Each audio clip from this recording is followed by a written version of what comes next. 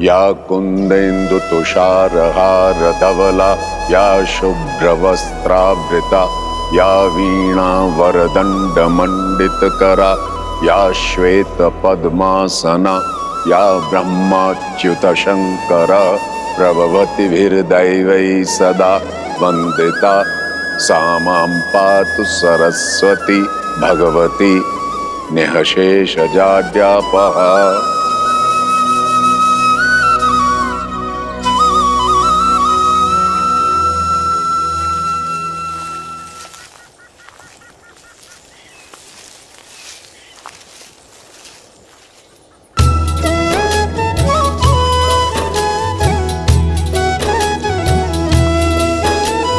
संग सचिव सुचि भूरी भट, भूसुर बर गुर ज्ञाति, चले मिलन मुनि नायक ही, मुदित राउ एहि भांति। प्रणिपात ब्रह्मर्षि।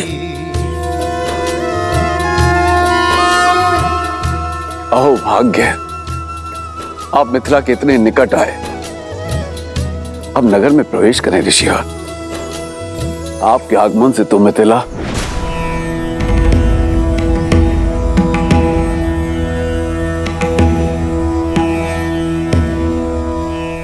राजमहलों का सुख और ऐश्वर्य हम बहुत पहले त्याग चुके हैं मिथिलेश। उचित है गुरुवर, मैं आपकी सुविधाओं का प्रबंध यहीं करा दूंगा। सुविधाओं का त्याग करने के पश्चात ही एक मनुष्य ऋषि बनता है राजा जनक।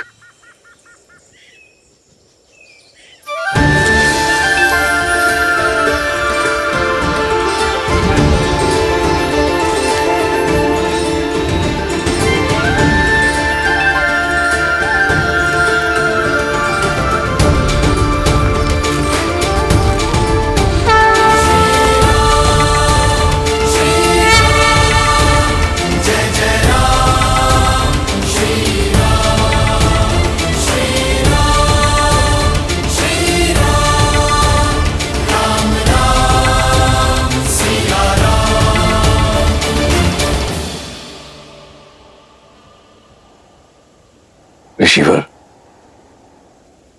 ये चंद्र जैसे दिखने वाले आपके अद्भुत शिष्य कौन है? ये अयोध्यापति महाराज दशरथ के ज्येष्ठ पुत्र राम हैं।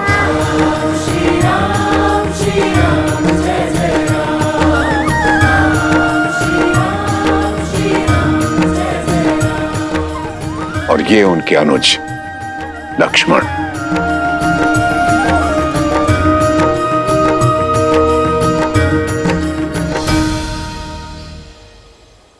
मैंने आप दोनों की पराक्रम और करुणा की गाथा सुनी कि कैसे आपने ताड़का और देवी अहिल्या का उद्धार किया। आपके आगमन से मिथिला धन्य हो गई।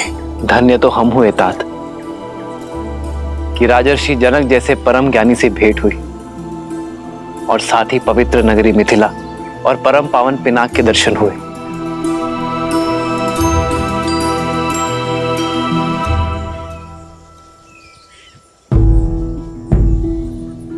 ऋषिवर, आपसे एक विनती है।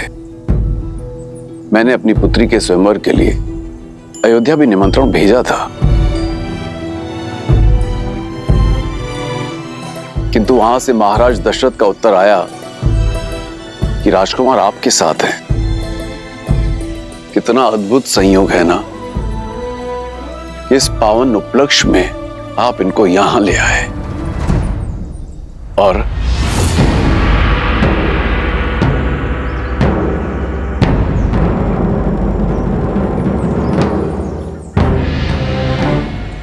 राजन, मिथिला और अयोध्या की राजनीतिक चर्चा में हस्तक्षेप करना ना तो किसी ऋषि का आचरण है और ना ही अधिकार।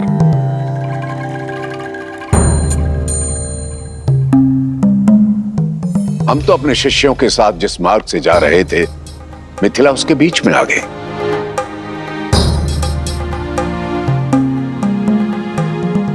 हमारा मंतव्य केवल मिथिला नगरी को देखना था, किसी स्वयंवर में भाग लेने नहीं आए।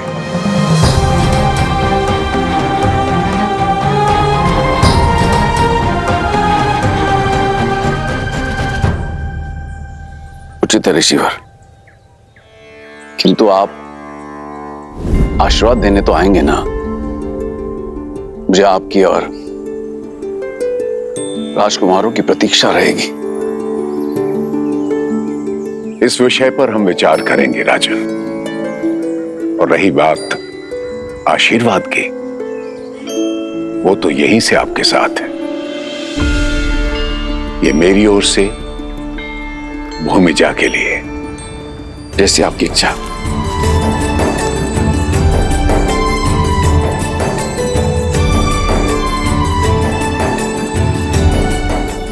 पात ऋषिवर।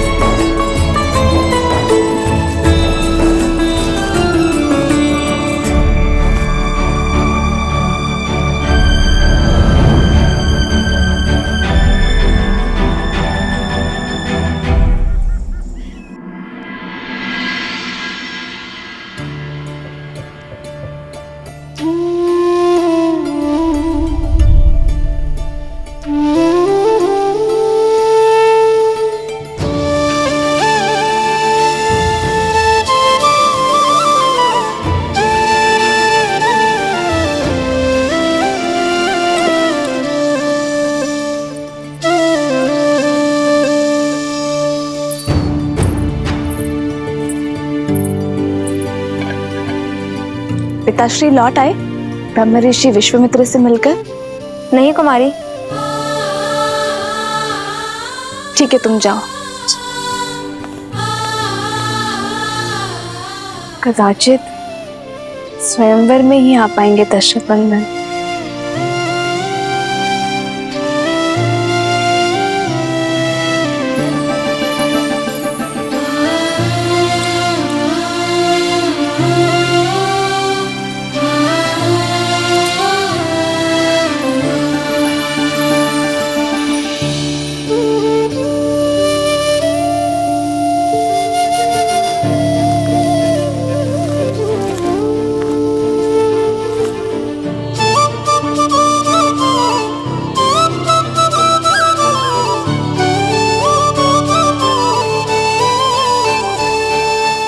भैया, भैया बैठो लक्ष्मण।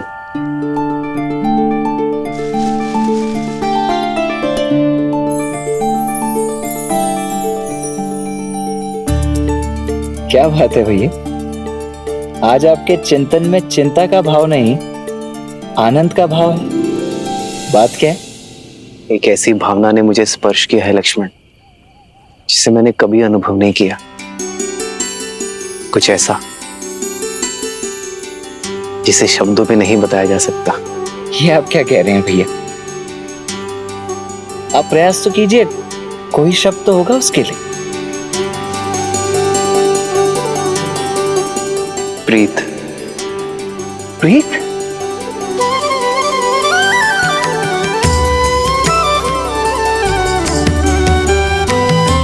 नहीं जानता ये उचित है या नहीं लक्ष्मण, किंतु ऐसी अनुभूति आज तक किसी को देखकर नहीं हुई, जिसे युगों युगों से हम एक दूसरे के साथ हो, जैसे उनकी जीवन यात्रा मुझसे जुड़ी हो। जनक पुत्री सीता,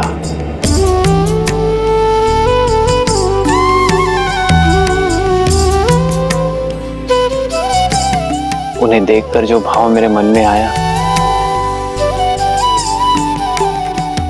वो प्रीति है लक्ष्मण। भैया, तो भैया आप यहाँ क्या कर रहे हैं? जाइए स्वयंवर में भाग लीजिए और जीत लीजिए अपनी प्रीत को। प्रीत को जीतने के लिए अयोध्या की मर्यादा नहीं हार सकता लक्ष्मण। ये आप क्या कह रहे हैं भैया? इसमें अयोध्या की मर्यादा कैसे भंग हो गई? हमें अयोध्या निमंत्रण तो भेजा ही गया था ना, और फिर राजर्षि जनक भी तो हमें निमंत्रित करने स्वयं आए थे, देखा था ना आपने।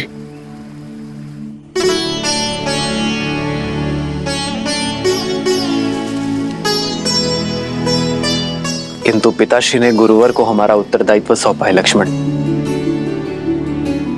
बिना गुरुवर की आज्ञा के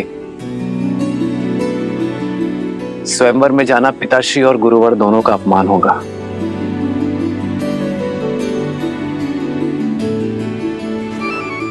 गुरुदेव को कैसे मनाएं?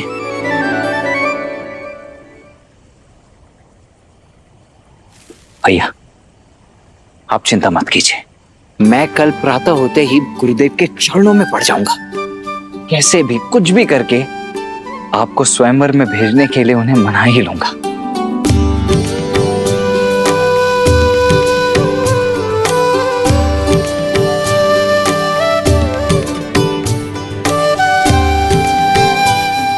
सीता के लिए उचित वर चुनना शिव धनुष का दायित्व है लक्ष्मण। मेरी कामना है उन्हें सर्वश्रेष्ठ वर मिले जिसकी वो पात्र है।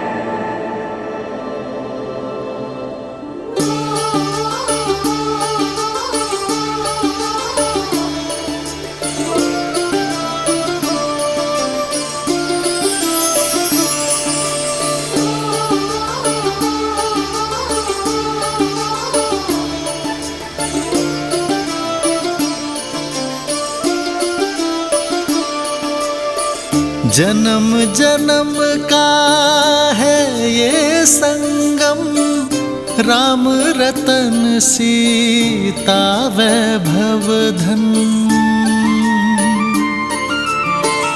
एक है पौरुष एक समर्पण, एक है रूप तो दूजा दर्पण। राम है लोचन सीता दृष्टि, राम है बादल सीता वृष्टि। राम सिया राम सिया राम सिया राम, राम सिया राम सिया राम, राम सिया राम सिया राम सिया राम, राम सिया राम सिया राम। जन्म जन्म का है ये संगम, राम रतन सीता वैभव धन।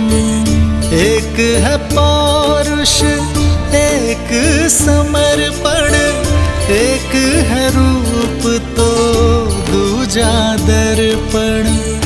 राम है लोचन सीता दृष्टि, राम है बादल सीता वृष्टि। राम